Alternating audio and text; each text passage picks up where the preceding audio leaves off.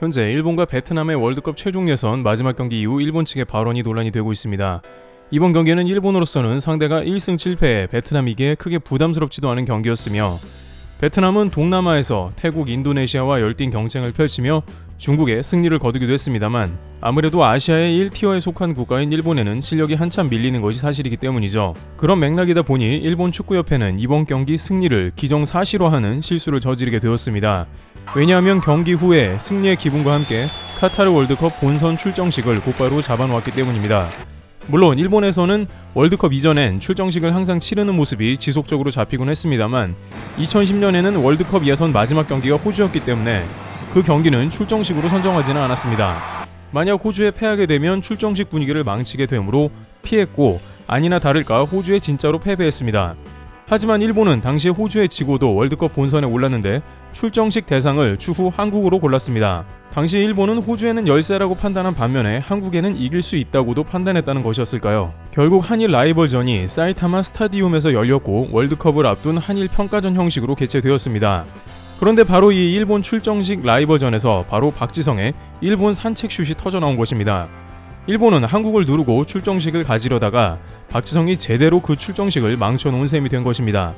당시 한국 대표팀은 일본이 한국에 이기고 승기를 잡아 출정식까지 잡아뒀다는 소식을 들었으며, 이에 박지성, 이영표, 차두리, 기성용, 이청용 등 최정예 멤버를 구성해 일본의 승리를 거두게 된 것입니다. 물론 일본도 오카자키 신지, 나카무라 순스케 등 일본 유럽파 베스트 멤버를 총 출동시켰지만 역부족이었습니다. 또한 이 경기 전에 아시아 최고 선수가 누구냐며 박지성, 혼다, 나카무라를 비교하는 일이 있었지만, 경기 후에는 당시 맨유에서 뛰는 박지성이 역시 최고의 클래스라고 일본 언론까지도 인정할 정도였습니다. 결국 한국은 박지성에 이어 후반 종료 직전에 박주영까지 모두 2골을 몰아넣으며 월드컵 출정식을 제대로 망쳐놨습니다. 관계자들에 따르면 당시 일본의 출정식 분위기는 매우 찝찝하기 이를 데 없었다고 전해지고 있습니다.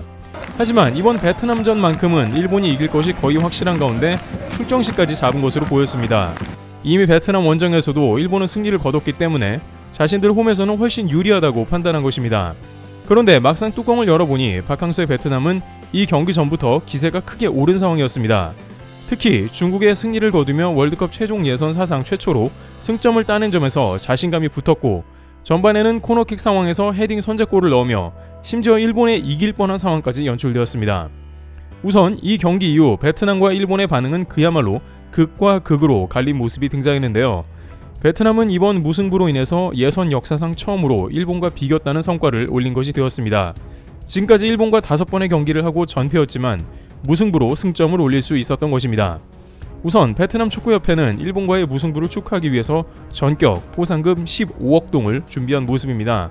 베트남 현지의 한국인들에 따르면 베트남이 일본의 승점을 따는 것은 한국이 유럽 강팀의 첫 승을 한 것과 같다면서, 그만큼 베트남에서 넘을 수 없는 벽을 박항서호가 이뤄냈고 차기 월드컵에 희망도 갖게 했다는 것입니다. 실제 일본팀에서는 요시다 마야, 미나미노 타쿠미 등 유럽의 빅리그에서 뛰는 선수들이 포진되기도 했습니다. 또한 최근 베트남 축구협회는 중국전 승리 이후에 본격 박항서 감독과 장기 계약까지 고려하고 있는 등 박항서를 비판하던 여론과 베트남 현지인들까지 태세 전환을 하면서 대표팀에 힘을 실어주고 있습니다.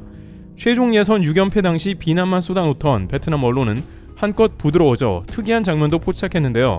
현지 언론 베트남 넷은 VAR 상황에서 심판 뒤에서 박항서 감독이 화면을 심판과 함께 보는 장면을 캡처했습니다. 이 온필드 리뷰 상황에서는 본래 주심만 확인하는 것이라 다른 감독과 선수들은 볼 수 없는 것이 룰로 되어 있는데, 박항서 감독은 같이 이를 지켜봤으며 그만큼 베트남의 승점에 갈망이 컸다는 점이 인상 깊었다고 한 것입니다. 베트남 매체 베트남 익스프레스도 피파 랭킹 23위에 일본을 상대로 역사적인 무승부를 거뒀다고 보도했고, 지금까지 동남아 지역에서 월드컵 예선 승점 4점을 획득한 국가는 하나도 없었다고 치켜세웠습니다. 마음고생이 심하던 박항서호는 이로써 베트남 언론과 국민들의 여론을 모두 돌려세운 것입니다. 또한 이 경기를 앞두고 일본 누리꾼들은 베트남이 한국색을 가진 팀이라며 조롱하기도 했습니다. 왜냐하면 경기를 앞두고 박항서 감독은 일본의 방역 조치에 대해서 아쉽다고 비판을 한 것입니다. 그는 일본이 방역 기준에 대해 설명하지도 않았고 PCR 검사를 요청했지만 거절당했다고 말했습니다. 또한 일본 축구협회가 확진 의심자와 그렇지 않은 선수들을 나눴다가 훈련을 같이 다시 하게 하는 등 전반적으로 통제가 제대로 되지 않았다며 자칫 경기 전 코로나가 퍼질 위험을 우려했던 것입니다. 이에 대해 일본에서는 요란스러운 한국인들 특성이라며 베트남 팀에 한국까지 들먹이는 모습을 보였던 것이죠. 하지만 박 감독은 홈팀 일본에서 이러한 모든 불합리를 이겨내고 승점을 획득한 것도 큰 의미였습니다. 한편 일본은 이 경기 이후에 호평이 쏟아졌는데 우선 일본 매체는 61년 만에 무승부라고 호평했고 결정적으로 이 다음 열린 경기에서 사우디가 호주를 1대0으로 잡아서 순위가 2위로 밀려나 버렸습니다. 이는 한국도 마찬가지로 이란을 잡고 1위를 하다가 아랍에미리트에 거의 10년 만에 패배해 2위로 밀린 것입니다.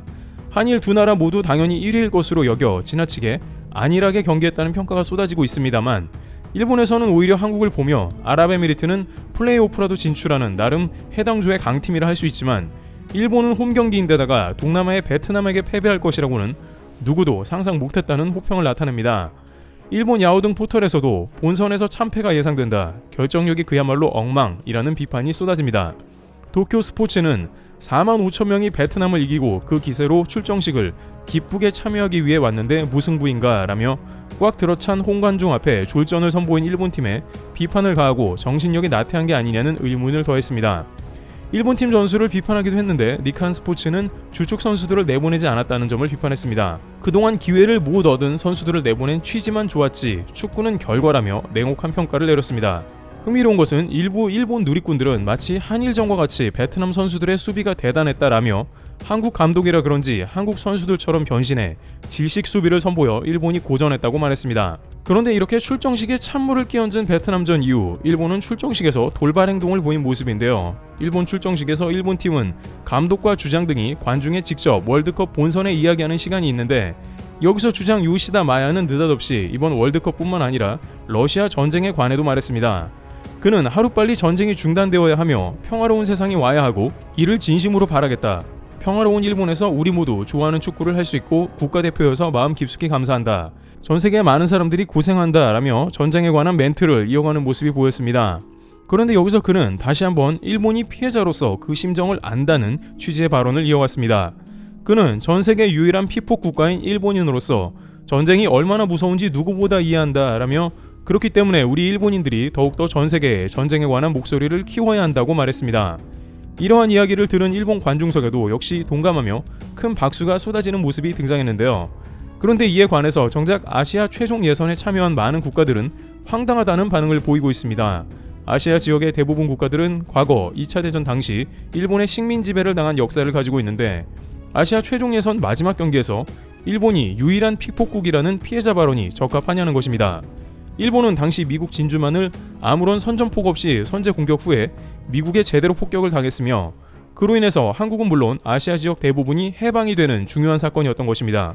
하지만 일본 관중들은 이런 발언에 대해서 오히려 박수를 치는 모습은 역사 인식 논란을 낳는다는 것이죠. 일본 매체들도 주장이 작심 발언을 했다, 전쟁에 경종을 울렸다라며 메시지에 힘을 실어줬습니다. 그런데 이러한 일본의 역사 인식은 이번 우크라이나를 지지하는 가운데도 동일하게 드러난 바 있습니다. 일본 교토대 교수는 이번 러시아 침공이 일본이 만주에 있었을 때 러시아 침공을 당했다면서 우크라이나의 마음을 이해할 수 있다고 글을 올렸고 일본 정부도 적극 지원하겠다고 밝힌 바 있는데 애초에 일본이 당시 중국을 식민지 삼았던 만주였던 것을 논하는 게 말이 되냐는 것이죠. 본래 일본 땅도 아닌 지역을 점령해놓고 그것을 러시아가 쳐들어왔다는 비유가 절대 맞지 않는다는 것입니다. 미국 트위터 유저는 이러한 일본에 대해 당시에는 너희들이 러시아였다, 우크라이나가 아니고 라고 일침했습니다. 이와 같이 일본은 월드컵 마지막 경기에 논란의 출정식을 마치며 유종의 미를 거두지 못하는 모습을 보여주고 있습니다. 아시아 지역 최종 예선에서 많은 아시아 국가들을 크게 불쾌하게 했다는 평가가 이어지고 있는 것입니다. 트래블TV였습니다. 감사합니다.